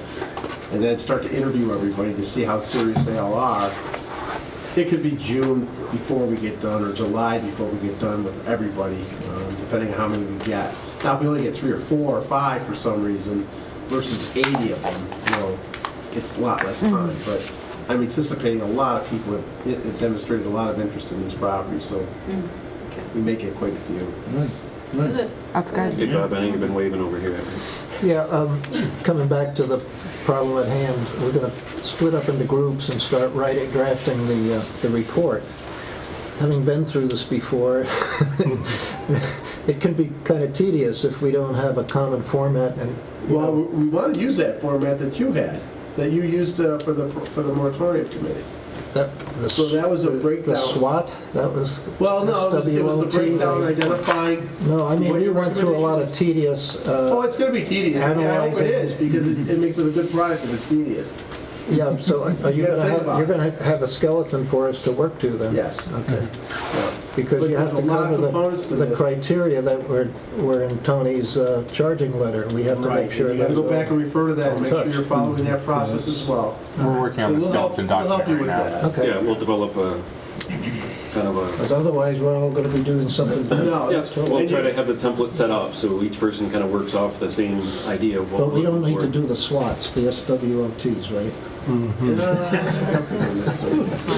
I think You've been through that. I think right now, you're getting a good feeling for what you like. It's going to be how you identify what you're recommending. Okay. You're going to also talk about things that we talked about that we didn't like, and identify those, and then start talking about how could they be implemented in your minds, you know, and we're certainly going to help you with that. I mean, we don't expect you to give us cost numbers for what has to be done, but we will tell you about different funding methods that might come into play. There's always the Boy Scouts trying to be Eagle Scouts. We don't want to discount them because they're a real great asset to the community. So there's a lot of things we'll talk to you about as you're going through the process. I think the first blush issue will be, let's get through what we like, and then let's talk about the little nuances of what we like. As you suggested, there might be some things, we like this, but there's some conditions on this that we'd be concerned about if we move forward as a recommendation. Start thinking about those kinds of things. The concern I have is if we break into little committees at the beginning, it seems like, well, let me try it this way. It seems like, to me, the consensus is going to come down to a number of trails that are going to utilize most of the area. And so the Trails Committee will identify trails, and identify places, and identify uses and width. But once they do that, well, shouldn't that be essentially roughed out before we start talking about the other uses? Otherwise, we're going to have things conflicting with it. Am I being clear? You are, you know, and certainly if Eric comes up with something that's, and it certainly doesn't have to be anything more than conceptual. But once it's conceptual and you identify that area, that general location of where you want it, then you can start to play a little bit with, well, maybe we want to have disc golf here, or maybe we want to have a potential for a shelter here, something of that nature. You don't have to master plan this out, as Mark says. You just have to identify the things that you are supportive of and comfortable with, and then identify the things that you weren't supportive of and why you weren't. We're just putting forth requirements and then what we like, and then whoever that engineer, the experts are, That's will right. lay it out. That's right. And once we sit down and identify that for our first blush, then we'll go in and probably embellish certain locations as to what you've done to give you more information to be able to build that final product. And that's what we did with the prior committee as well. We went through with Ultimately, the them. town board's going to make the decision on what actually happens, so. Pardon? Ultimately, the town board is going to make the decision on what actually happens. We are, all of us here are a recommendation group. We are a body of recommenders. We are not implementers. So, yes, that's exactly right. And they might say, you know what, you guys did a great job. They're probably going to tell you you did a great job anyways, because you will. But they're going to say, we like 99% of it. We're not quite comfortable with this, or we don't know how we're going to be able to implement that over a period of time. It's going to cost $5 million or something, Some are long range and some are short. Yeah, and you can do immediate, short-term, long-term range projects and identify, we'll help you identify how they could possibly be funded. But just be comfortable with what you're putting down. I mean, just make sure that the things that you've talked about, you're comfortable with as a group. And if you get to that point, we can just kind of finalize everything. With the things we have discussed and said we wouldn't necessarily, by consensus, wouldn't be in favor of, they become the items that are not, you had said before you want to... You would not recommend them as a We probably should, as a as we body. come back as a group, maybe we can have a discussion about those and why the group wasn't supportive of Right. those. We should at least respond to all the comments we received, or at least the general categories. With a reason. You came up with a motorbikes. great We didn't bunch like of reasons. motorbikes and we had a concern, and I don't know if we need a whole section, but at least we can itemize, these are the other items that were considered, and the group didn't choose that for these various reasons. Came up with a great group of reasons tonight why you didn't want the golfing operation. I mean, you could just list them right out one after another as to why you didn't do it. And they were all rational reasons. I mean, they take up a lot of space. There's a safety issue there.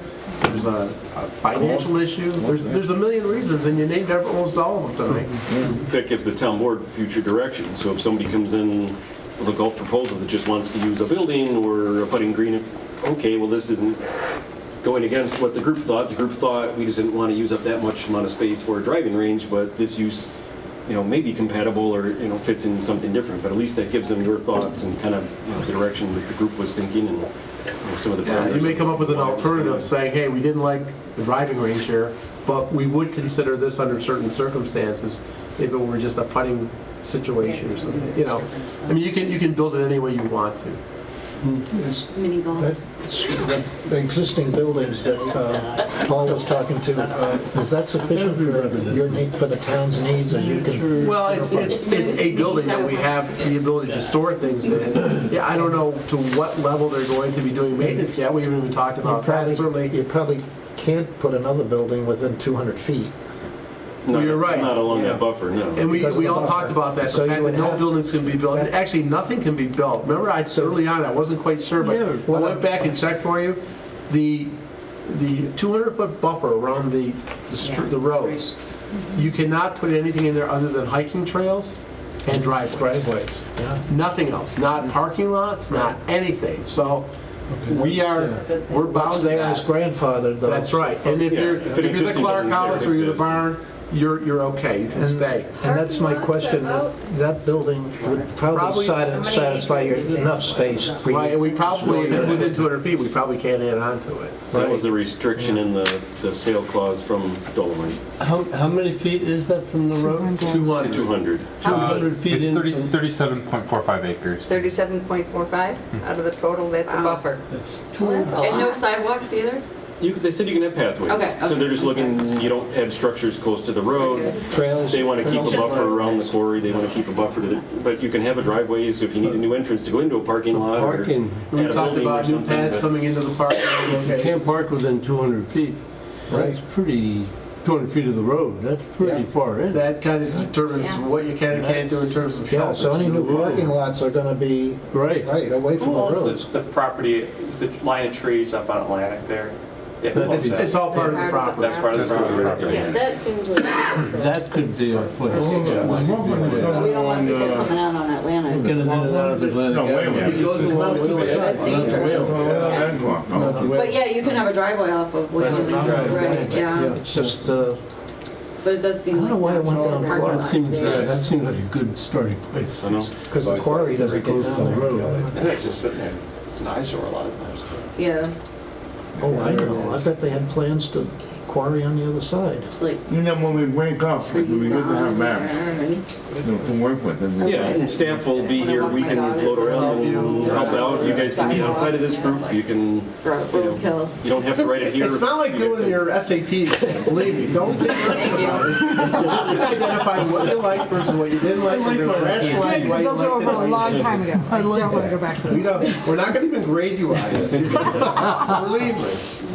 So I was a little unclear. Are we asking the ski foundation to come in or not? We deferred basically said to- the school district was already doing a lot of the grooming, so it sounded like the group was open to grooming and what opportunities there were, so we just didn't think there was further clarification needed. So we didn't invite them in. If you want them back, we can. Rock, we were kind of undecided on what we wanted for mountain biking. We had not sure exactly what they were thinking about for golf.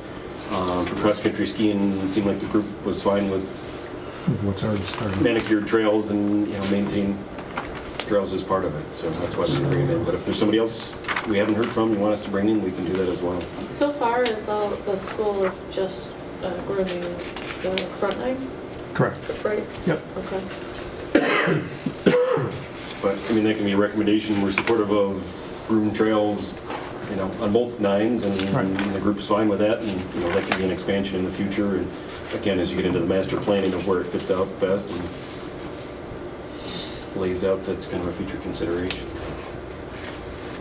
Okay, good meeting, everybody. Great Good job, discussion. great job tonight. Thanks. We'll see you in 2 weeks. We'll put that chart up online.